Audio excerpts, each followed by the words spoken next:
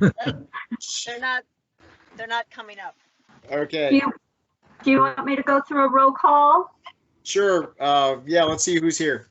Okay, so I have Dave, Juanita, myself, Adrian Beck, Andrew, Ann Hughes, Chris Lounsbury, Dory Brownlow, John Hart, Michelle Denman, Tyler, Bernant, Vicky Zier. Did I miss anybody out there?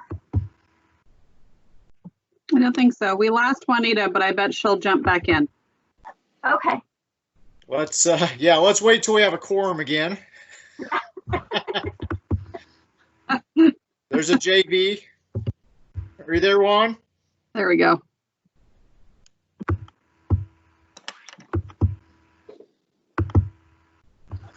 Juanita, are you out there? You may be muted.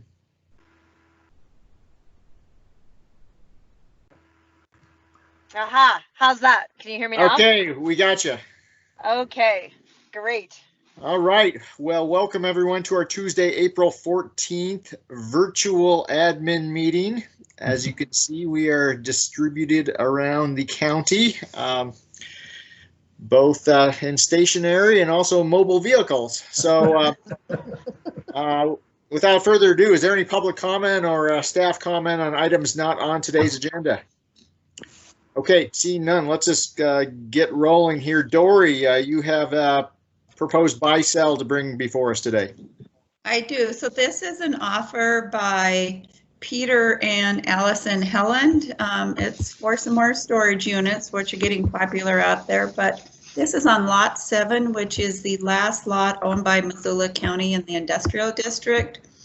And at least Dave, you may recall, we've had at least one offer on this lot before that fell through, and quite a few people look at it because the location in the development park is good, but it's a small lot to start. It's 0.55 acres, and about 1/3 of that lot is not developable. There is a map, I don't know, it doesn't show the topography too well that's attached, but there's a big downhill slope. So this is on the backside of what used to be Blue Marble. And they have a big expansion program there right now. But in any event, so about 2/3 of it, and that's what we were looking at before when we were looking at the potential sales price. We had the buy-sell in place before, which was by Adam Hertz personally. He was planning to put in an office building, but even had it surveyed and it just wasn't large enough for his purpose. So that's the comment I get from anyone that looks at it. I do get questions, but it's a small lot. And I also think now with Blue Marble's successor expanding, it's taking some of the view area too, if that's important to a buyer. So when our last agreement, to put in perspective, with Adam was at 70,000, he had started at 50. We looked at lots. There's not much to compare to on comps, but I can look at what other lots are selling for. And we did agree on a 70,000 offer that last time. And when I talked to Adam after that, he said it was, I asked if a lower price would help, you know, when it was starting to look like it wouldn't go through. And he said, no, it's just really the size is difficult. So this current offer, and Adam Hertz is the real estate agent, which I think is positive, which I'll explain, but it came in at 50,000, which is looking at the developable portion is about $3.13 a square foot. Most of the lots in the area, all of which are bigger, are selling $4 to $4.50 a square foot. I mean, that's what they're listed at. We don't know what they're actually selling for. So the offer is there. I've also attached a counteroffer form if the commission is interested in making a counteroffer. One suggestion is to put it at the $4 a square foot mean, 50,000 does seem low to me. Now, on the other hand, we've had this lot, people look at it, it doesn't fit their needs. So it would be good to get this out onto the tax rolls, because of course there's no taxable income as the county owns it. So 50,000 seem low to get it closer to that $4 a square foot, which is what I'm seeing a lot of the bigger lots at 4 to plus square foot listed at, would put it at 63,000. So that's one recommendation, but it's up to the commission.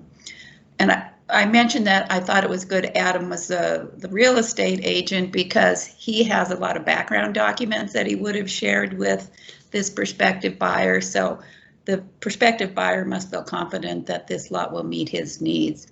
Really, the only contingency is that a sale of some property the buyer has in Glasgow go through. So that's the one, and of course appraisal. I'm not too worried about the appraisal. That would be the one contingency, though, that could come to fruition. Do you think the Glasgow property is going to go through? It looked, I mean, from what I was told by Adam Hertz, it looks like it is. But, you know, especially with the economy right now, everything's sort of, you know, I don't know who was buying that or for what purpose. And Yeah, how long? Oh, sorry. How long have we had this? Oh, 25 years, no, 20 years. I mean, Okay. we've recently sold, I mean, since 2008, prior to 2008, there were a lot of sales of land out there. At one point, the decision was made to have some small lots, but eventually those just didn't sell very well because people wanted at least a couple acres of lots. So after the 2008 recession, we started selling lots, and we've sold the lots around this lot, but there just wasn't interest in this one particular lot. Andrew, what are your thoughts? I mean, off the cuff here, I see no harm in counter offering for a bit more. Thoughts? I don't either. I'm curious that Adam Hertz said that the last price didn't bother him. It was simply the size of the lot. So he thought it was priced adequately, but the size wasn't to his liking. Well, for the size, I think he had a bigger sort of office complex he wanted to put on it. So I think he probably also saw some more streams of income. So the prospective buyer is doing a smaller project. But again, didn't he say the price was adequate for that piece of property, but it was just too small for his uses? Right. So I guess the question would be, although it might have been smallish for what Adam was originally thinking, perhaps it's not in this case, in which case maybe something closer to the original price might be still worth counter offering with. I'm never real enthusiastic about mini storage units, particularly in some of our fairly limited industrial lands. But do you know what kind of storage is being proposed, Dory? Well, they're, I think, a little bit bigger because they're going to be condoized. So, and I think some of the businesses out there might even be a need for them. So they'd actually own it. I don't know exactly the size that they are.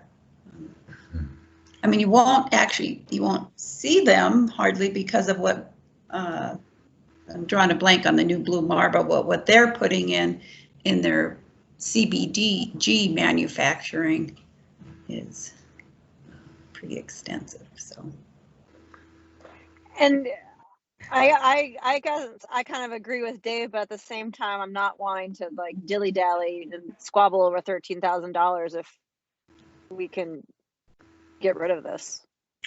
Is that? Although they can always counter offer again after they see our counter. Good point. Yeah. Andrew, it looked like you were wanting to jump in with something there. Yeah, I don't think it would hurt to counter at the higher number, at the 70,000 number, especially since it's a contingency offer. And, it's not a certain sale by any means. And, if it's a contingency, they can certainly counter offer, I think. I have no problem countering high. That is always a good thing in my mind. Other thoughts, Okay. other folks on the line? There are 11 other people on. I guess they're not interested in real estate. Okay. So what do you think, Juan? Should we counter offer at the higher $70,000 level and see what they do? See What do what you think, happens. Dory? Dory, how do you feel about that? I feel fine about it. I think it's a justified counter offer. I think we'll hear back from them. But if this fits their needs, then and it's a valid counter offer. So Great. I move to offer a valid counteroffer.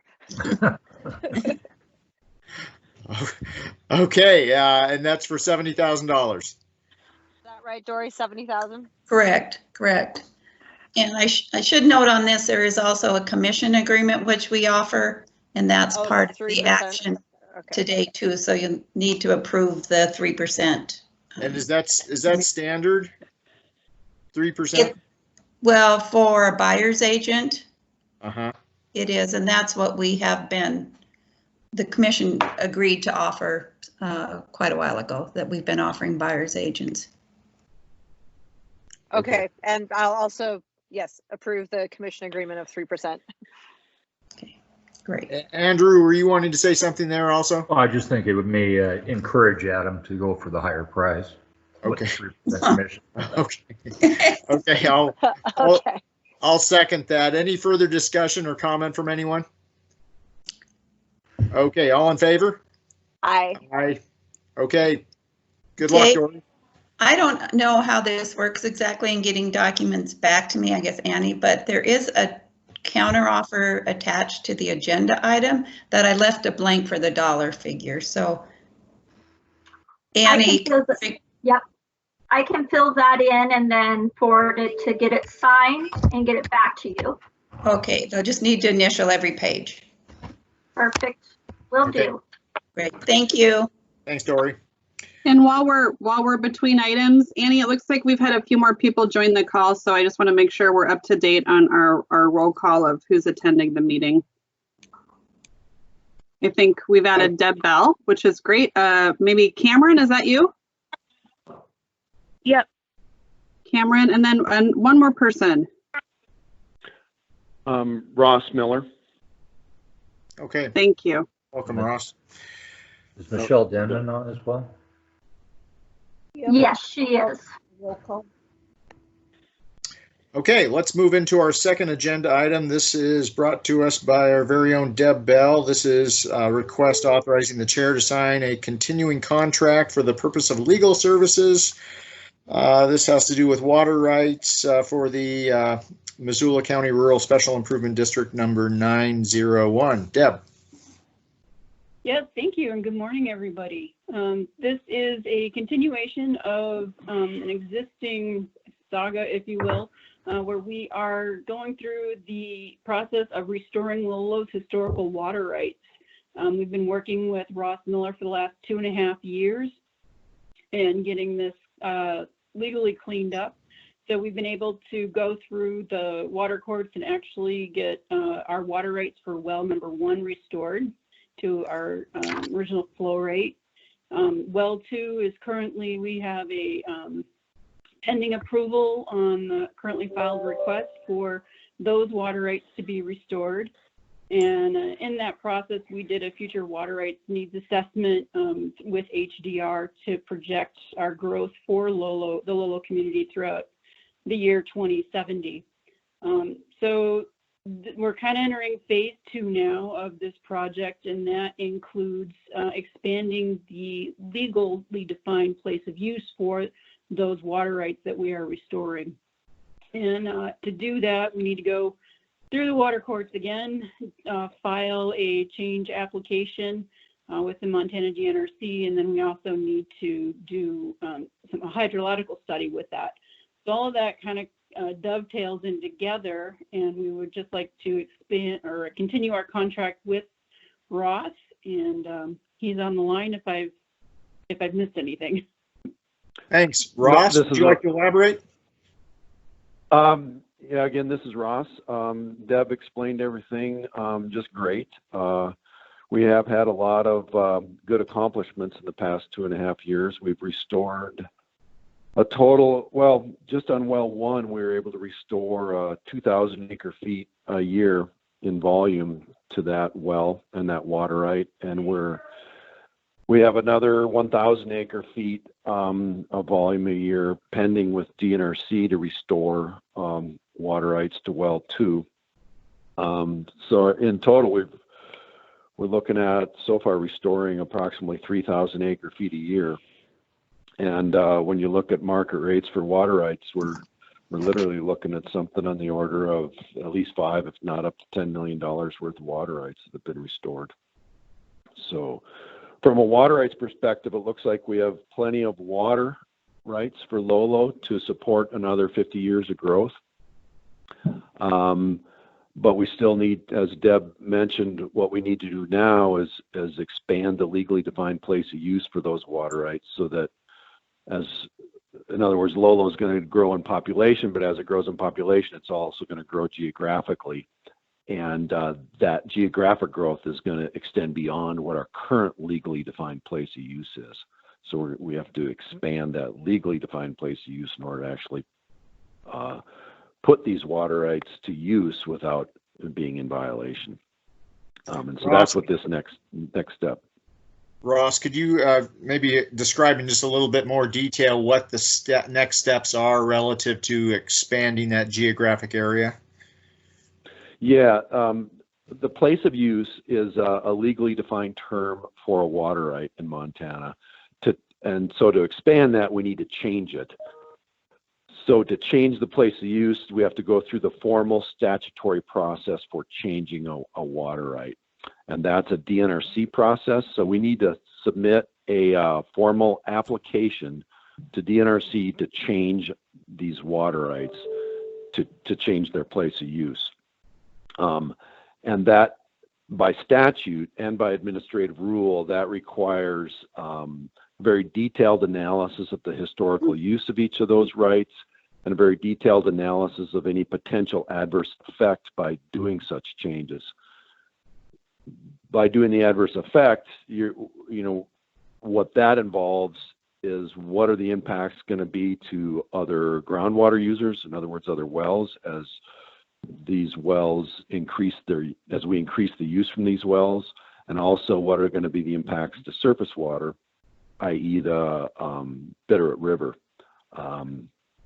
And Bitterroot River gets very key because Fish, Wildlife and Parks holds in-stream flow rights for basically the entire flow of the river for all months of the year. So we need to, that's where bringing on a hydrogeology and hydrology firm comes into play, but it needs to be a firm that's very familiar with water rights and change application processes, so that we can have the appropriate science done that needs to be part of that change application. Thanks. And it looks like Josh has joined us. Is that right? I have. Carry on. Thanks for letting me jump in a tardy fashion. I appreciate it. No, very good. Well, I'll dispense with this item, then you can take the helm here. Any questions on this particular item, Josh or Juan? Nope. I think I got it. It's nice to hear Ross's voice again. Yeah. Josh and I do spend not as many meetings as you all, but we do spend some time in meetings together. I guess, Ross, when do you expect to have the team in place and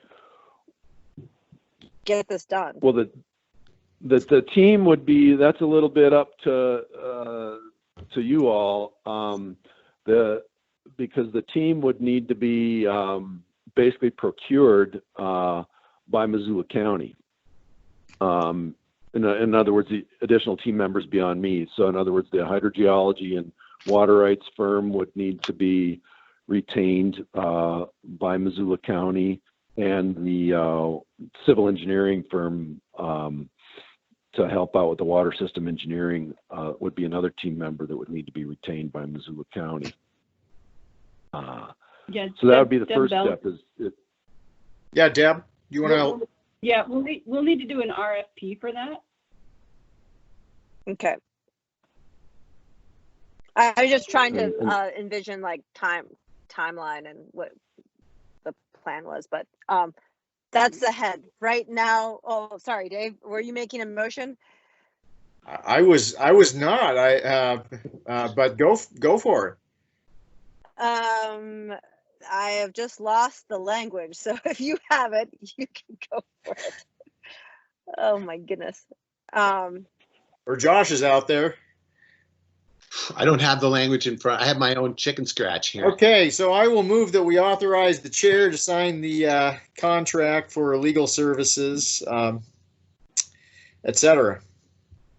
Yeah. Second. Any further discussion on this or public comment out there? Okay, all in favor? Aye. Aye. Thanks, Ross and Deb. We look forward to seeing this move forward. Absolutely. All right. Thank you very much. I've really enjoyed working on this for you. Good. Josh, it's all yours. Thank you, sir. So if I understand it right, our next thing up is some correspondence, and there's a proclamation on Telecommunications Week. Yeah, you bet. Hello, everyone. So every year we set aside 1 week out of the year to recognize the kind of the Herculean effort of our 911 dispatchers, which are also called public safety telecommunicators. And so the week of April 12th through the 18th in 2020 is being set aside as the week to recognize the very important and critical work they do in our communities every day to answer 911 calls and protect our first responders. But amid this pandemic, their work is all the more important. So we're asking you to sign a proclamation to recognize the good work that they do every day. Absolutely. Is there a meaty paragraph that you want to read to us, Josh? I don't have one in front of it. I can take a look. Do you have one? Adrian, do you have it in front of you? I don't have it up in front of me. I can try to find it here. So are we discussing the that we're gonna make this proclamation tomorrow or something? Or are we what? We're asking you to sign the proclamation recognizing this week as National Public Safety Telecommunicators. Okay. So you have a proclamation for us. If you give me a second, I can pull it up. And hey guys, this is Ann. I just want to jump in and say that we're adding some of this language into the talking points for your video today. Great. And we're doing social media on it. Safety telecommunicators who work in 911 display a superior level of commitment, dedication, and professionalism in accomplishing their mission of receiving calls for help from citizens, dispatching emergency service agencies, and maintaining a communication link with responders to ensure their safety. And the vital role of public safety communicators, often unknown and not recognized. So I am happy to recognize it. Excellent. Sounds really good. Good job, everyone. So can we DocuSign this thing? Is that how it works, or? That's how I have it set up, if that's acceptable, Adrian. Yes, that's fine. And then I'll send it to you via email. Perfect, and we'll get it posted in the center so that they know how much you appreciate the work that they're doing. Great, thank you. Thanks, Adrian. Thank you. Thanks, Adrian. You're doing a great job, Adrian. Thank you. All right, a discussion item on this a penalty waiver, waiving penalties on late property taxes. Anybody who want to speak to this? Can you hear me right now? Yes. Yes. Okay, sweet. My microphone shows that I'm muted. So I spoke to Gene Walborn probably like 15 minutes ago. So I have the latest on what the governor's office is doing, which it sounds like they are committed to doing something where they would waive penalty and interest or provide for a method of waiving penalty and interest. Right now, they're trying to work through the details on what that would look like, particularly with respect to tax liens.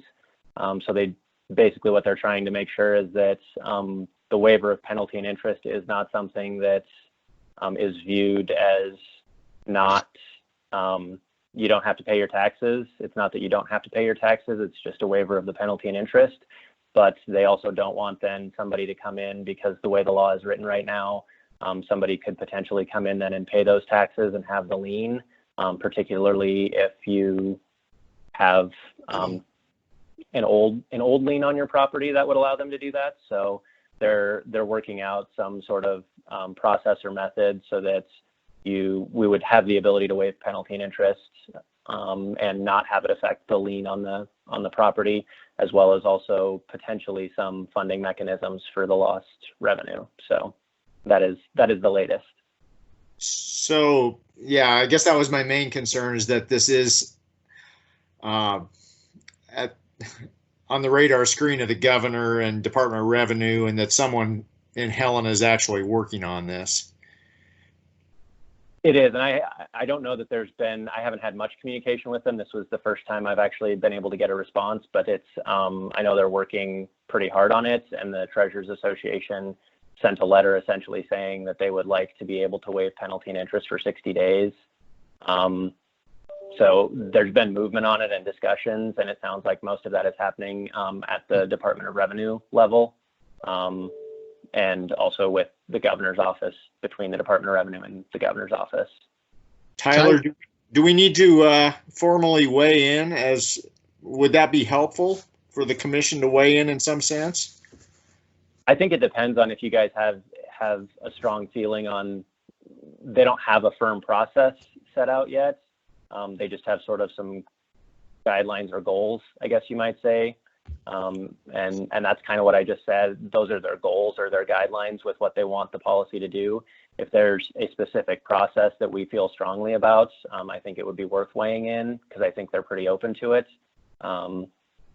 Otherwise, I think if you're good with those sort of parameters that they're looking at, then I think we're probably okay waiting to see what happens. It sounds like they're hoping to get this out next week. Okay. Hi there. I just had some rough questions on Missoula County's property tax collection. Do you have a sense of what percentage of properties have their property taxes paid as part of escrow and payments on the property itself, and what percentage are people making 2 payments a year because they own the property outright? And I'm only asking because I'm imagining that the second category of property owner would be affected by this and not the first. And let's say, just hypothetically, everybody in that first category where they're not paying out of escrow says, oh my goodness, this is great. I'll just pay in 6 months or in 8 months. I'll wait till this whole thing is over. Is that a big enough chunk of revenue for us lost that we'll feel it in trying to meet our budget? I think in terms of trying to meet our budgets, it depends on what you're looking at, I guess, is what I would say. We're going to have enough money going forward or whatever. I mean, let me put it this way, the amount of people that pay via escrow is probably significant enough that it would carry us through when we would actually get to collect that money. Okay. So I don't think it's necessarily going to be a huge concern in that sense, because it is a substantial portion of the residential taxpayers pay via escrow. It's going to be the commercial taxpayers, the businesses that maybe aren't, I mean, a lot of those are not set up. Most of them, in fact, are not set up to pay via escrow. And so that's going to be a somewhat substantial portion. And then there are a lot of the folks who have a residence that are paying it out of pocket, not using an escrow company. We do have a lot of them that have already paid both halves. And so there's probably less of a concern with this being the second half payment than the first half. But I think the governor's action might also affect the first half payments of the 2020 taxes. And so that might be another area where you might want to weigh in. Well, I guess, so do you recommend maybe waiting until next week to see what comes down the pike? I mean, unless you have a strong policy preference on how you want it handled, then I think it's fine to wait and see what the governor's office does. I'm fully on board with waiting as well. What do you think, Tyler, about if this was to be a waiving penalties and interest on the first 6 months of payment, but not on the second? Are you talking about for the second half of, because the May taxes will be the second half of 2019?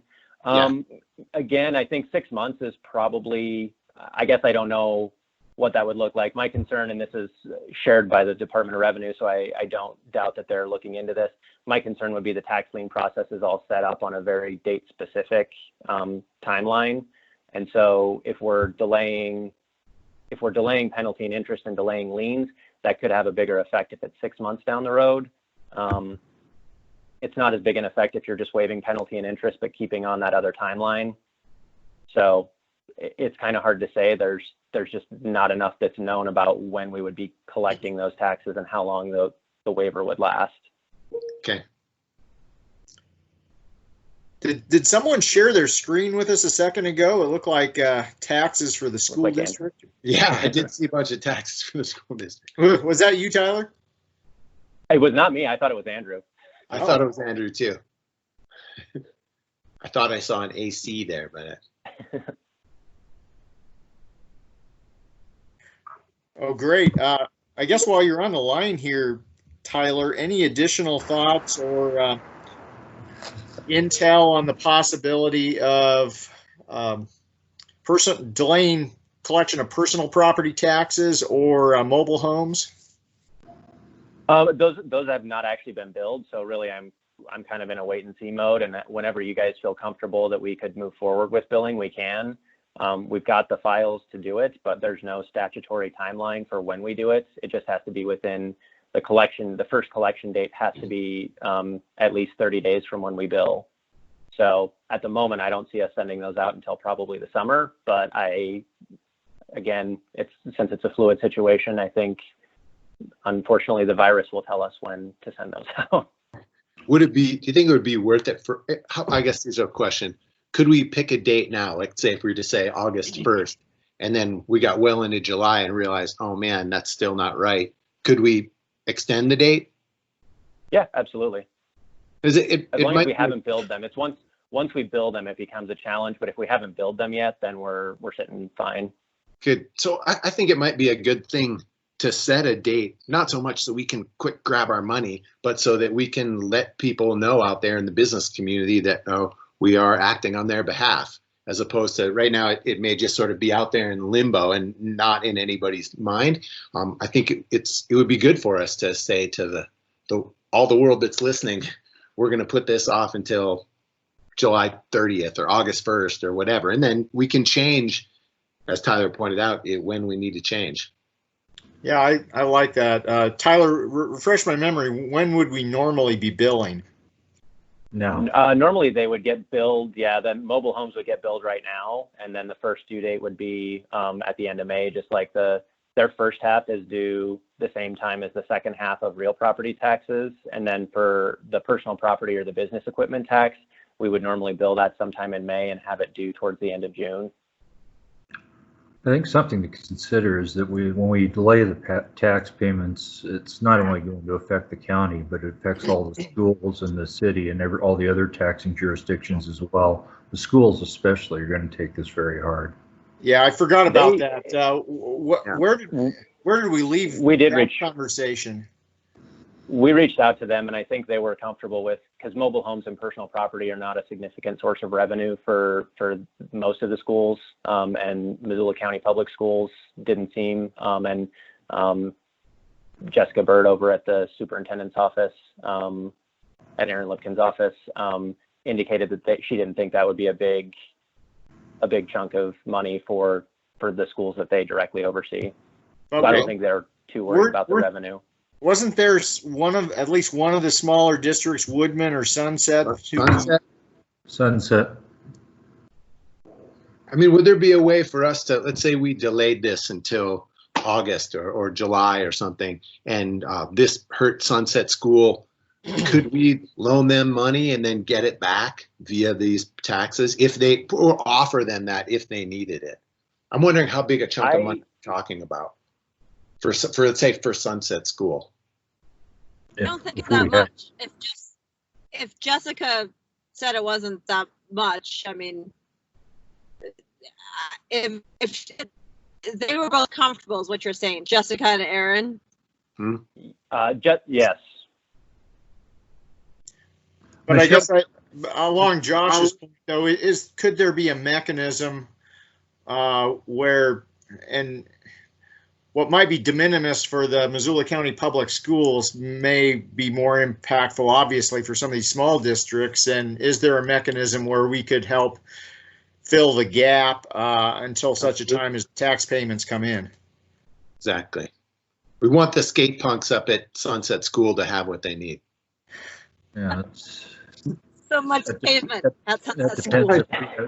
I guess that depends if we have excess money that we can loan them. It's given the burn rate we're currently experiencing. And there is no provision in the CARES Act that allows for the reimbursement of loss of property. Michelle Denman, do you have that spreadsheet that you put together that shows the payments for the mobile homes and the personal property and real estate by the mortgage companies and then the others? Which one are you talking about now? The spreadsheet that shows the mobile homes, personal property, and the real estate, and what's paid by escrow companies and what's paid by personal people? Right, I do have that. Just a moment here. I guess it would be easy if we had unanimous consent from all of the taxing jurisdictions, but even if there's one out there that feels like they could have a problem with this, it would be great to figure out a means to address that. Sure. I think we're maybe talking about a whole bunch of businesses and one school district, and I'm imagining if the school is small, we might be able to help them with a bridge of some type. Yeah. Yeah. Wonder how much money we're talking about, but Yeah. Go ahead, Michelle, sorry. That's okay. I was just going to ask Andrew if he wanted me to share that document, or Yes, please bring it up on the screen. now I have to remember how to do that. You push the little arrow in the Oh, middle. got it.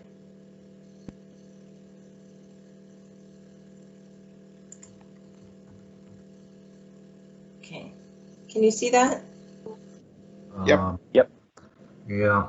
You can make it a little bit bigger. Sure. That'd be great. Thank you. Okay. Even bigger yet, if you wouldn't mind. Is that There. better? Wow, it's much better. Okay. So as far as this spreadsheet here just shows what the mobile home taxes are over here for each of the individual school districts, as well as our joint districts being, Arley Elementary and the high school, Alberton, and so on, and Florence. The biggest players, as you can see from this document, of course, is the Missoula Elementary and Missoula High School for mobile home.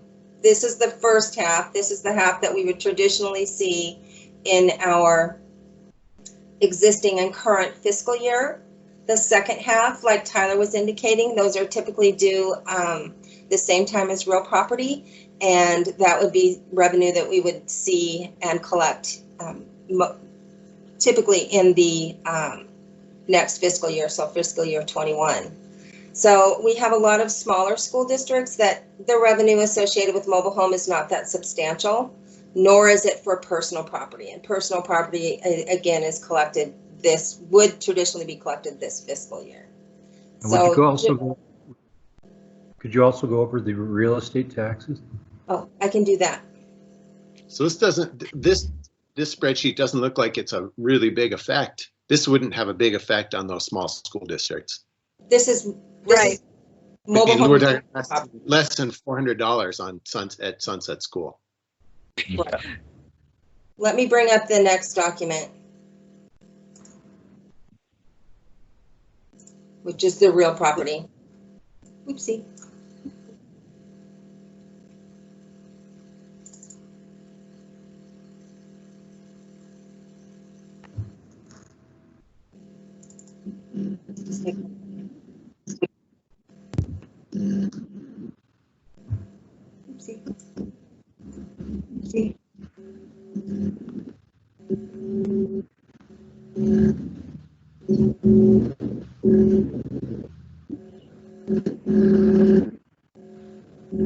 Want to look at the rent.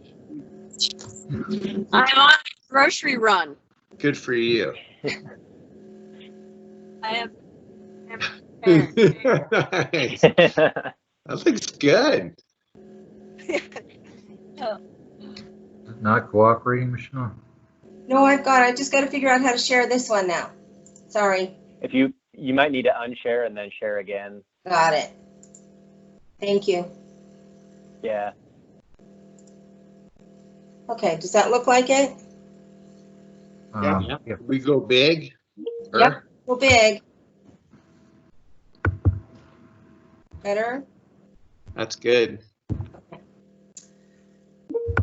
Okay, so let me look at this. So this is our second half tax collections. Let's see if I'm looking at the right thing.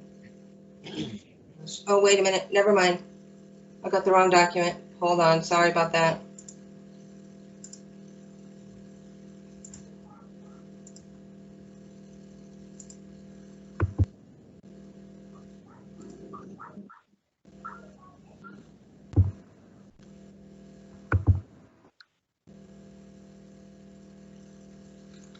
Okay, just one second.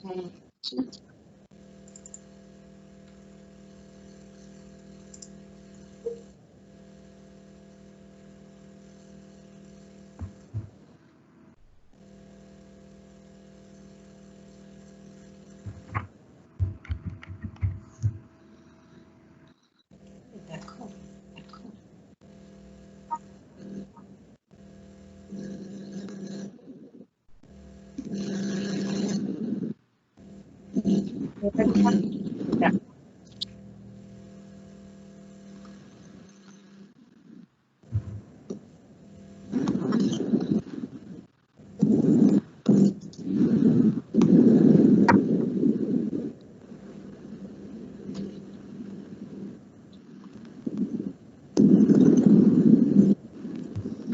While she's doing that, Tyler, can I ask you, on the personal property, is this essentially push back everybody's bill by 60 days? Is that the net effect? I mean, it depends on when we would bill them. Personal property is the same in the sense that we have to give them 30 days to pay it. I'm talking about real property. It doesn't have the effect of pushing at least what the governor's office is talking about is that it wouldn't have the effect of pushing their bill back. It would just waive penalty and interest because they don't want to get in a situation where people think they don't have to pay their property taxes. It's just that penalty and interest could be waived.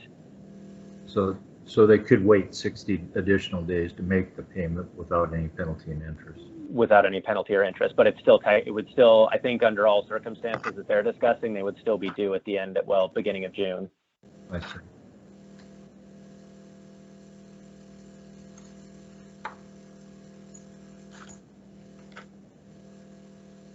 And I think the spreadsheet that Michelle's attempting to bring up will show up exactly how much of the real property taxes are paid by mortgage companies, escrow companies, and as you said, it is the majority of the payments. So that we would expect those would be made on time. So Yeah. We're not going to really feel much of an effect then if a lot of people take advantage of this, of paying late. We'll feel an effect. To what degree? Yeah. Well, Josh, are you talking personal property and mobile homes? No, I was talking on the real property and just paying late. Oh, I see. I think that also depends on how long the waiver is for. If it's a 6-month waiver, I think the effects will probably be greater for us because then you're getting into the next round of billing. So I would hope it won't be a 6-month waiver, but Tyler, is what the governor is contemplating, or what might be in our realm to decide as far as waiving penalty and interest? Will there be some criteria by which we could make that determination? So it's just not a blanket, you get a free pass here, but based on whatever facts you're providing us. I get the impression it will be a blanket Oh, really? Waiver. Huh. Yeah, so I don't think it'll be a case by case, unless if that's something that counties really wanted. But I get the impression that a lot of counties don't want to go through the process of weighing out each case to see if it's merit, if it has merit or not. And it sounds like we won't have any decision space here. The governor will just make a decree and that'll be that. The only thing that may change is it may be something sort of like the vote by mail, where each county has the ability to adopt the waiver of penalty and interest. But that's about the only decision space that I see. I think it'll be a pretty well set program one way or the other, but there may be some decision space for if one county adopts it and one county doesn't. Okay. And I don't know. I don't know that that's going to be decision space either. I just see that as something that they're discussing. Oh. Okay, I'm ready. Sorry. Yeah, talk us through this. Okay, let me make sure I bring up the right one. Okay. So now, of course, it's so big, I can't, just a minute here.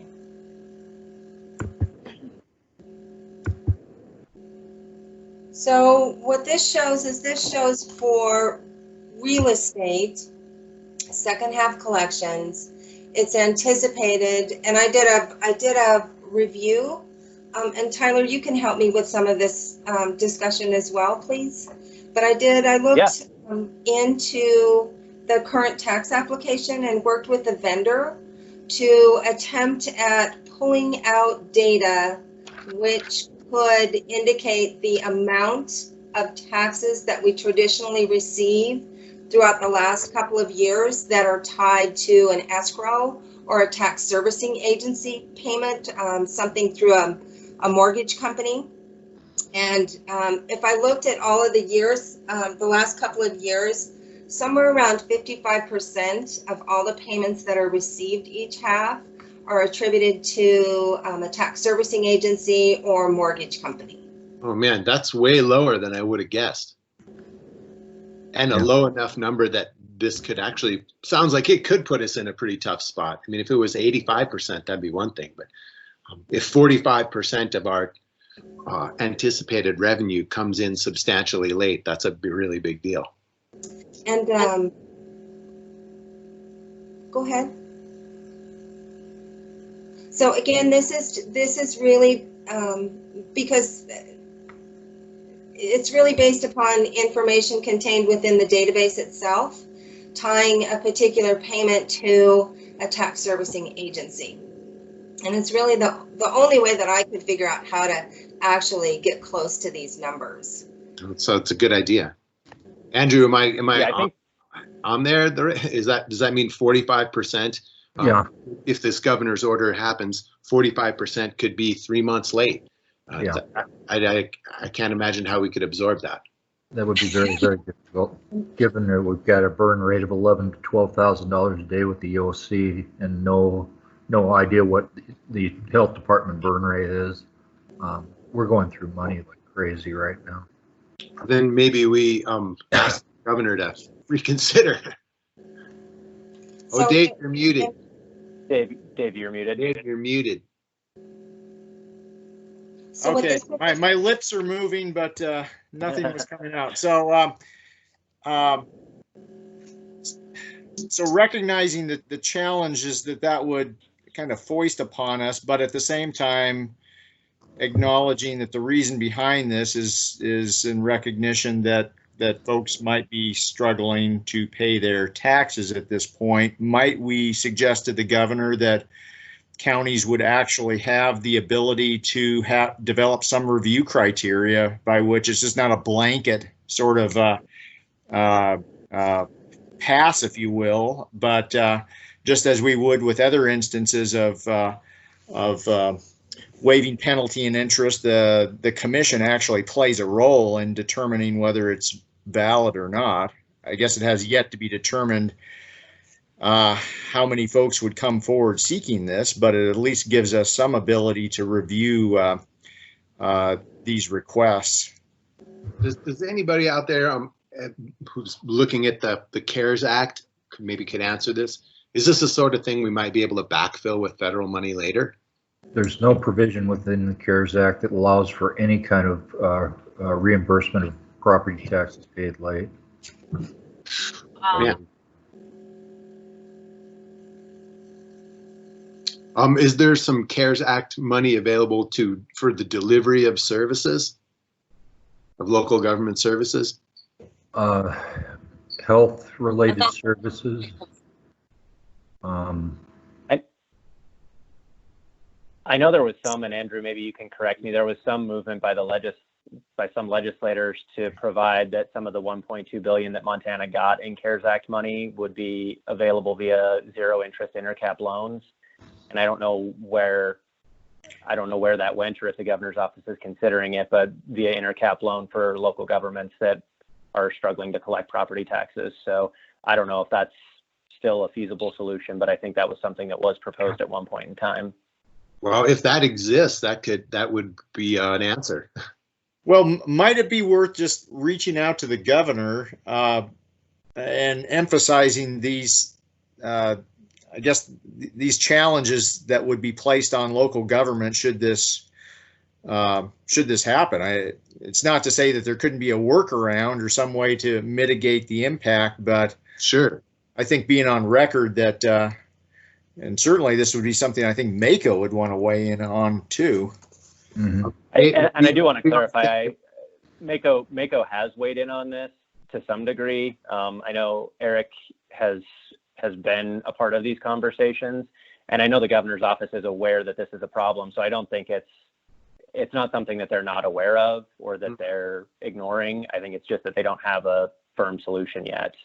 I mean, that intercap loan might be one. Do you think this is an open question to all of you. Would it behoove us, for the three of us, to write a letter to the governor saying, we really like the idea of providing people this relief, but in so doing, you're hamstringing our ability to provide services, and he shouldn't go forward with this relief unless he also simultaneously creates a workaround so we can keep doing business as usual? I thought that was emphasis, like the coming CARES Act for, not.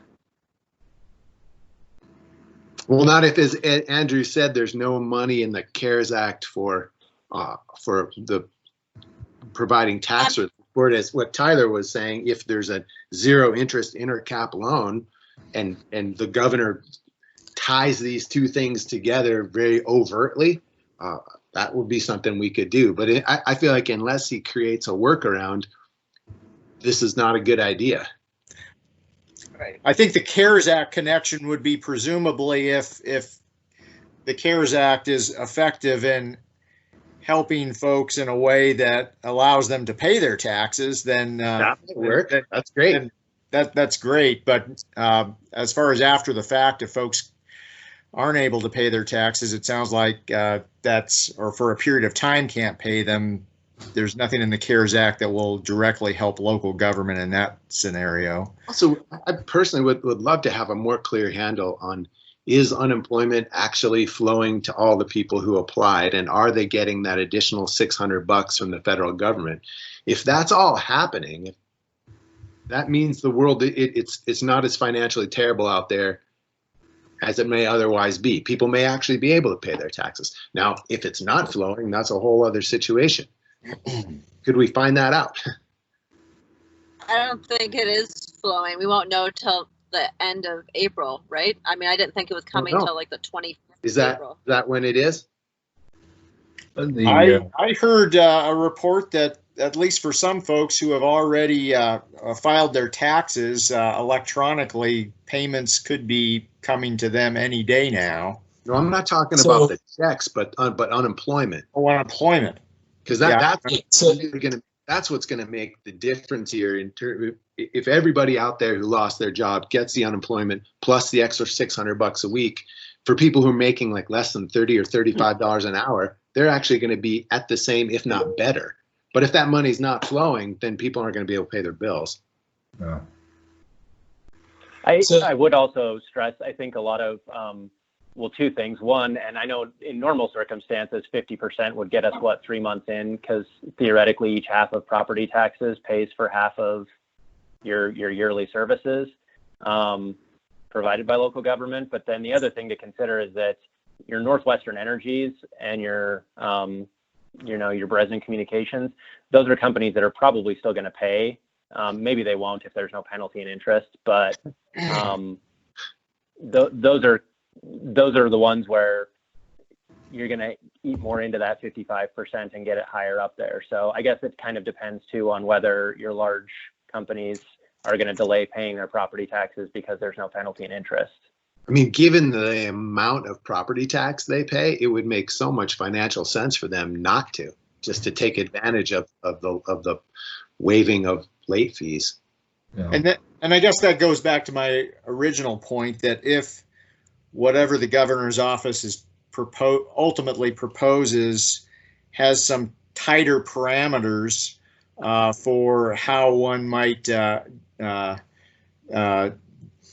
be eligible for deferred or no penalty and interest, then I mean clearly a Northwestern Energy utility would, I think, not fall within what I would consider an eligible taxpayer to receive that benefit.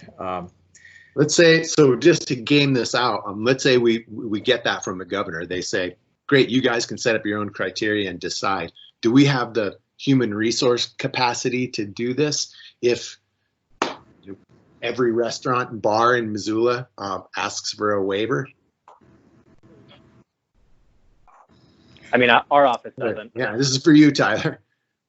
No, I mean, I would say definitely not. We're struggling to get by with what we have, so I don't think we have the capacity. So we'd be putting ourselves in an untenable position. Would there be any way to automate it in I guess I just don't know how this would play out, but yeah, I'm struggling to figure out how this would work in practice. I want to go back to us writing a letter to the governor saying, don't do it unless you create a workaround. What do you all think of that? Well, I would like to encourage him heartily to figure out a workaround in recognition that we have constraints here in local government. Sure. I'm fine with that message. What is this is Vicky. Tyler? What's Eric saying? Oh, sorry, Vicky. Go ahead. So yesterday on the MAC call, we heard that the city of the League of Cities and Towns of Mako are meeting with the Department of Revenue on a weekly basis. And I was going to reach out to Rebecca to see if she could be part of those conversations. Could we wait to see what they say, at least for this week, what that committee comes up with? It sounds like they're the ones who are working on this for the governor. And maybe if we could get some more insight on that, maybe then we can draft a letter. That sounds good. Yeah, more information, better. You know, additionally, Michelle did a survey of counties, not directly in Montana, but in other states and similar counties. I believe Spokane County was one where they were waiving penalty and interest for those affected by COVID. And they had found a methodology by which they were able to evaluate those entities that were eligible for those workarounds.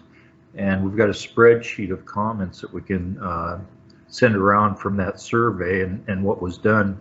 And the treasurer for Spokane County sent out just an absolute inspirational note, a call to arms. He made comparisons to World War II and buying war bonds and your obligation to pay your property taxes to provide for your essential services. Oh, I'd love to see that. It was an incredible message. Did you pass that on? Yes. We'll have Michelle send out that spreadsheet that she collected to everyone. Inspiration coming from Spokane. Yeah. Never thought it would happen. Well done on Spokane. Thanks. You had also asked, this is Ann, you had also asked about the unemployment compensation, and there is a article that just posted on the Missoulian. The State Department of Labor and Industry started paying that compensation benefit, which is an additional $600 on top of state unemployment payments. So I can send you a link to that Missoulian article that just ran that might help answer some of your questions. Yeah. Thanks. Thank you, You bet. Ann. Thanks. Thank you, Missoulian and Holly Michaels. So I guess before we leave this topic entirely, do we need to put on an admin agenda as an action item if we want to delay billing for either personal property taxes or mobile home taxes? I would say so. I mean, just my 2 cents is it looks like from those spreadsheets we saw that this isn't going to have a big impact on the schools and that we could go ahead and do this. At least tentatively, as you mentioned, Josh. Yeah. Yep. Yeah. So Andrew, is that yeah. So does that mean at a later date, at a later admin meeting, we will pick a date by which these taxes need to be paid? I think you'd, pick the date that you would want to bill them out, and then they'll be due 30 days after that. Okay. So should we do that now, or should we do that when, so then that can be built into a resolution? So I have a process question, sorry, but would it be an action of the commission or would it be a request of the commission of the treasurer? Good question. I think it's the request of the commission to the treasurer. He's the one who bills. Sure. Okay, so we asked Tyler to delay billing till August 1st or something. Right. Cool. And yeah, I guess that would be the ask. And so the question I would have there, and we don't have to resolve this today, would an earlier date that's provide some flexibility to extend be worth considering, like a July 1 instead of an August 1? I'm not hung up either way, as long as nobody's put in a financial bind as a result of this, or a significant bind. What do you think, Tyler? I think that makes sense. I think July 1st with the ability to extend works well. All right, that sounds good to me. So we just need a letter to Tyler? Is that basically it? Yep. And I would give Tyler a head in your letter, maybe say by June 15th, if you decide to extend that date, you will notify him. Would ask to notify him by like June 15th, just in case we're not back to any kind of normalcy, then you could extend it if you wanted another month. That sounds good. Okay. Would hypothetically, Tyler, such a letter meet with your approval? It would absolutely, yes, absolutely. I appreciate your ability to speak in hypotheticals, Tyler.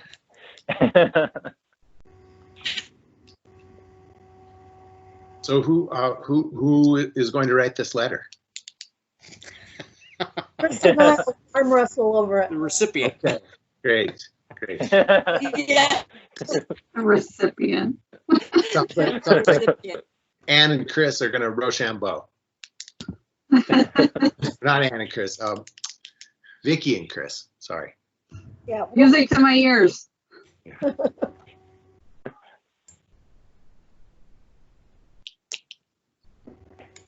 Okay. Cool. Thank All right. you. Thanks, Tyler. All right. Yeah. Thank you. Thank you. Do we have other COVID things we want to talk about? Yeah, Well- non-congregate sheltering, I think, Oh Yeah. boy, oh boy. was supposed to be the topic. Yeah. And, I find out, just- can we do a quick little roll call? Who is on this phone line right now, on this meeting right now? Vicky, Chris, Tyler, Josh, Dave, Michelle Denman, Juanita, John Hart, Annie Kathy, Cameron Evans with the Missoulian, and Annie, and me. Okay, thank you very much. So, I know Adrian's on, or is she? Adrian had to drop off for an 11 o'clock call with FEMA. So Anna's asking that we put this on Thursday to discuss. so she can have Ellen present for the conversation also? Sure. Okay. Yeah, I've not had a chance to look at the MOU in any detail, so. Adrian and Ellen will arrange for them to be there Thursday. That's what Anna is suggesting. I know some of you haven't seen your email in a bit, but that's what Anna just suggested.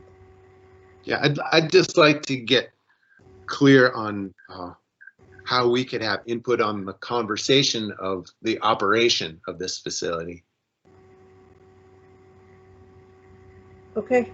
Well, I think we need to talk about that with Ellen and Adrian, who will be the ones who will be specific, will have some operation knowledge. Great. I don't. Okay, and so that on Thursday, that's a conversation. That's not an action, a resolution for us to sign. We're not supposed to be signing on Thursday. No, that would be a discussion item. Okay. And can we also at that meeting I sent out a question earlier as far as how operations of the facility would be funded. I'd love to hear more about that. Just so we know, I believe the intention is it would continue under the current mechanism. So, which is billing the EOC, right? Which is that it's part of the incident cost. The